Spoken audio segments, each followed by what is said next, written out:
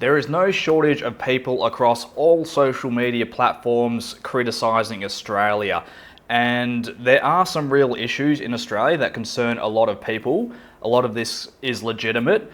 That said, not a lot gets said about the things that are still good about Australia. And there are several things that, even as an expat, you can still leverage Australia to your advantage when you are living overseas. So in this video, we wanted to talk about some of the things that still are quite good in Australia, even for expats who have left the country. So first, passport strength. Australia does have a very powerful passport when it comes to Australians wanting to travel overseas. It's ranked number 7 in the world, and we have visa-free access to 185 countries. This is a massive thing. When you talk to people from countries, even people from Thailand who are trying to get a visa to go to Australia, it can be very difficult, a very drawn-out process, even an expensive process if you are engaging a visa agent to act on your behalf. Australia, we are very lucky. We don't have to deal with a lot of that. We do have to get visas to some countries, like Vietnam, for example, but a lot of countries we just don't need a visa at all, and that makes traveling a lot easier, a lot stressful, and even cheaper. This gives us a lot of freedom of movement. We can move around at short notice. We can decide we want to go to another country tomorrow and book a flight for the next day and not have to worry about having to book sort of 2 or 3 weeks out in advance to get a visa approved. It gives you a lot more freedom with your travels. And this helps immensely whether you are traveling for tourism, for business, relationships, or any other reason. And while our economy in Australia is not perfect, it is quite heavily reliant on mining and housing. All in all, more so our financial institutions are quite, very stable, really, you'd have to say. We have sound regulation, standardized reporting practices, a robust judicial system, and advanced investment markets that makes doing business, investing, doing most things with money in Australia, you can do it with a reasonable level of certainty. And while it is true to say that absolutely, you can lower your tax bill by investing offshore as a non-resident, sometimes having some investments can make sense as well.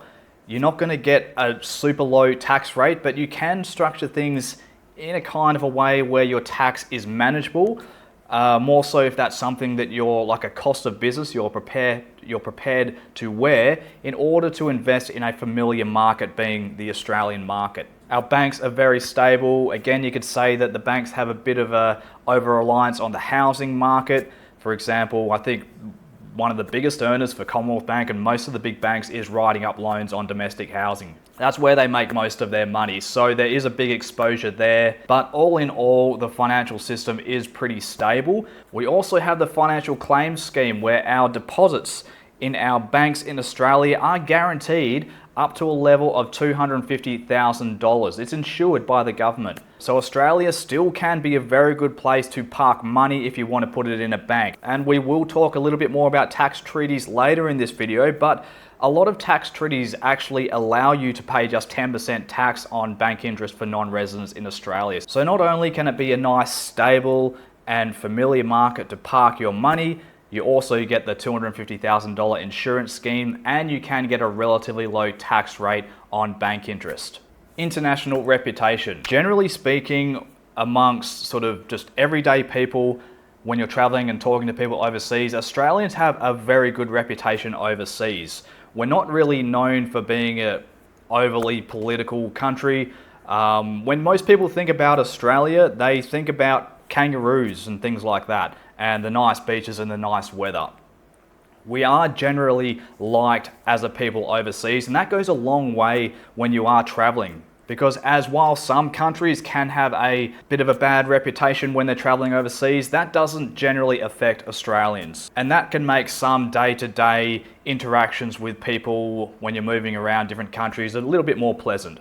Our education system is also highly regarded in Australia. If you are educated in Australia, if you have degrees and qualifications of other kinds, you can generally take them overseas and maybe you have to do some kind of bridging course, but generally speaking, qualifications and education in Australia is highly regarded, and that's one of the reasons why the university sector is, I think, maybe the second or the third biggest export in Australia. A lot of international students come to Australia to go to university for probably a couple of reasons, but particularly in this video, this is more about how Australians with university degrees or other qualifications can be recognised and highly regarded overseas with that qualification.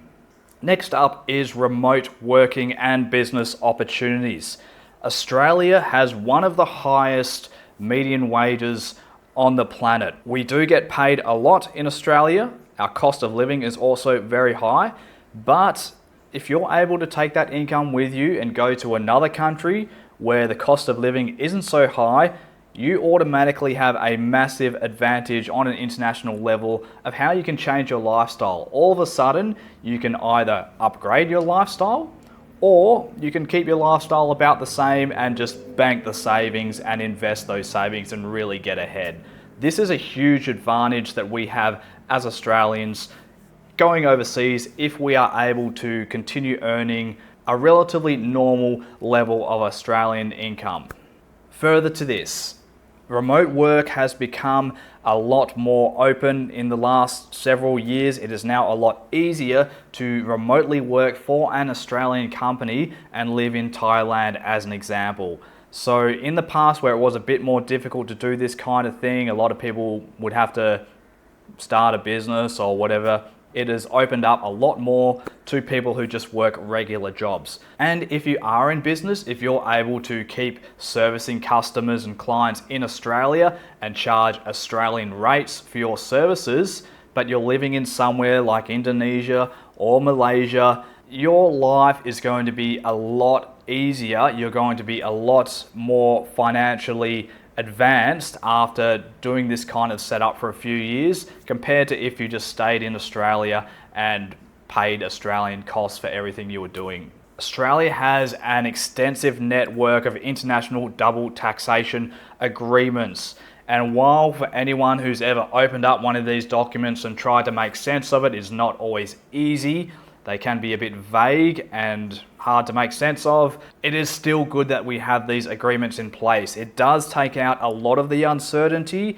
It can help you to know exactly where you stand and help a lot with international tax planning. So whether it's other Western nations or countries in Asia, the chances are Australia will have a tax treaty with that country. There's a couple of exceptions. There is no tax treaty with Hong Kong. Labuan in Malaysia is excluded from the Australia-Malaysia tax treaty, but in most cases, whether it's Indonesia, the main part of Malaysia, Philippines, Singapore, Thailand, Vietnam, all of these countries have tax treaties with Australia. And not only does this help a lot with your tax planning, as I said just before, it also helps you to avoid the chance of any double taxation by living and earning and investing across multiple jurisdictions.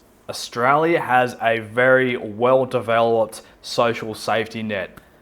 You might say well-developed, you could probably also say that it is overdeveloped or a bit of a welfare state, but that's a discussion for another video.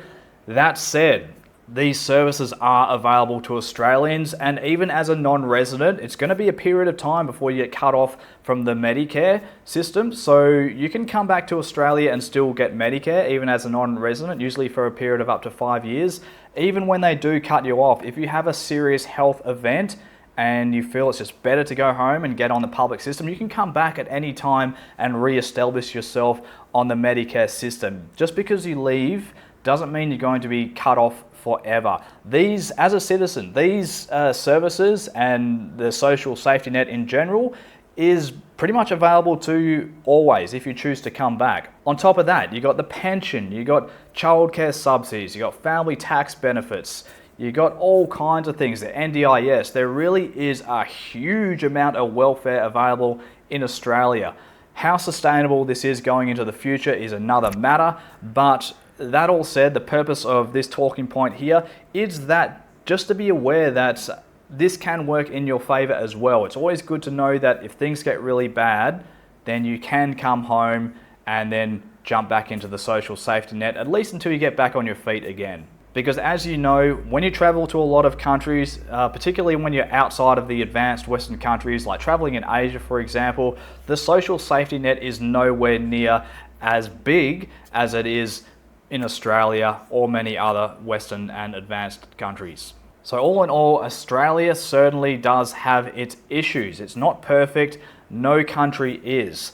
And for some people, there definitely will be better options overseas. Like, you know, a lot of the people we talk to, they move to Asia because they have better options in Asia. Part of the reason they may have better options in Asia is because you can often utilize the good points about Australia even though you no longer live there. And even though some of these points that I spoke about in this video as being good points, some of them could be argued to be a bad point as well, particularly with the sustainability around some of these social welfare programs and that sort of thing. That all aside, when you are leaving Australia and becoming an expat, it's about broadening your options. It's not about throwing away the old options. You can still use some of the old stuff, some of the new stuff, pick what works best for you and design your lifestyle from there. That is the beauty of being an expat. It really does increase your freedom, increase your decision making and the quality of your life if you plan it in a way that helps you to live better. We also have an exit taxation kit for people who are looking to become a non-resident for tax purposes in Australia. That is a bit of a process to that, and it's very confusing to a lot of people. We have laid out the groundwork, the blueprint of how to become a non-resident for tax purposes to leave Australia without getting caught up in any issues with the Australian Tax Office. Thank you for watching. We'll see you later.